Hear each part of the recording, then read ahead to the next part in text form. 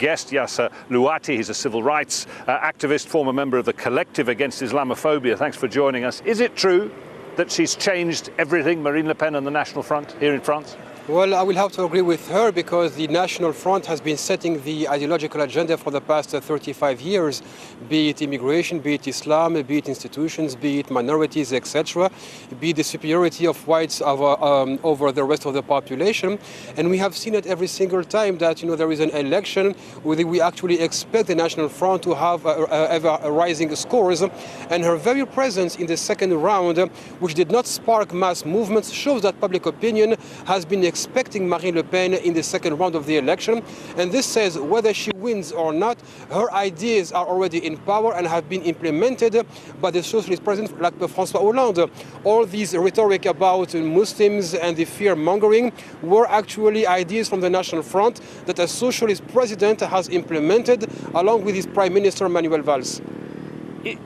Can these divides in society now in France, these deep divides that exist in underprivileged communities, between the rich and the poor, in the sort of security fears of the country as a whole now, and in the field in which you are expert, can these divides be bridged? Or is there a sense that there has to be some kind of radical change, if not of the Marine Le Pen variety, then of another variety, in order for things to move on?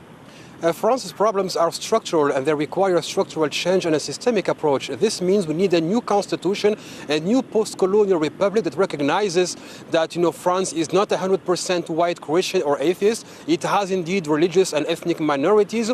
We also need a reorganizing the public powers and services, empowering parliament, empowering representation for minorities, etc. But so far, nobody wants to tackle these structural problems and our institutional failures. Again, Marine Le Pen's presence in the second round shows that people are defiant towards politicians and that nobody is actually answering the needs of the everyday citizen. Why?